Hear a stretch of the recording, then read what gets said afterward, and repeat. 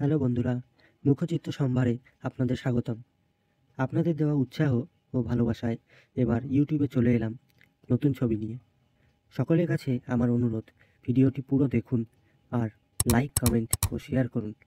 আর please অবশ্যই subscribe করুন, যাতে আমি আরও উৎসাহ পেয়ে অনেক সুন্দর সুন্দর ছবি আপনাদের সামনে তুলে ধরতে পারি। আজকের ছবি আমাদের প্রিয় হিটম্যান রোহিত শর্মা, যিনি আমাদের গোটা দেশবাসীর কাছে স্মরণীয় হয়ে থাকবে, বিশেষত এবারে বিশ্বকাপের দুর্দান্ত ব্যাটিং, ক্যাপ্টেন্সির জন্য।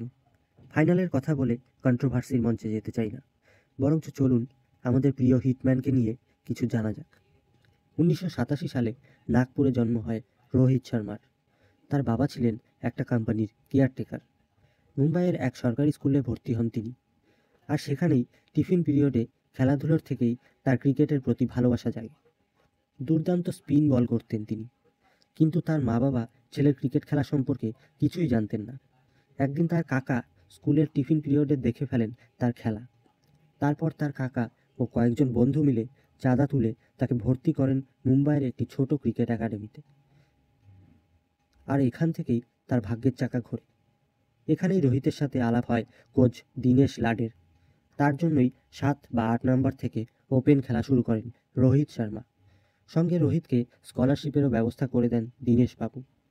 2006 সালে 20 বছর বয়সে রঞ্জি খেলার সুযোগ পান রোহিত শর্মা, আর তার 1 বছরের মধ্যেই নীল জার্সিতে দেশের হয়ে অভিষেক ঘটে রোহিত শর্মার। 2008 সালে আইপিএলে ডেকান চার্জার্সে চান্স পান, পরে অবশ্য মুম্বাই ইন্ডিয়ান্সের ক্যাপ্টেন্সির দায়িত্ব পান।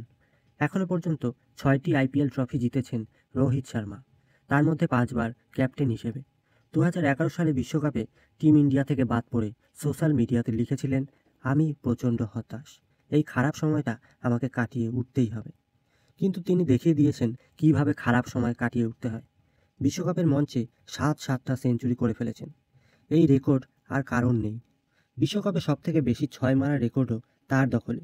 আর তিনি একমাত্র খেলোয়াড় যার ওডিআই ক্রিকেটে 3টে ডাবল সেঞ্চুরি রয়েছে। তার এই অনবদ্য ব্যাটিং রেকর্ডের জন্য তিনি আমাদের সকলের প্রিয় হিটম্যান হয়ে উঠেছেন। হিটম্যানের জন্য রইল অনেক অনেক শুভকামনা। তো বন্ধুরা, ভিডিওটি শেষ পর্যন্ত দেখার জন্য অনেক অনেক ধন্যবাদ। এরকম আরও ছবি দেখতে হলে সাবস্ক্রাইব করুন আমাদের মুখচিত্র সম্ভার চ্যানেলটি।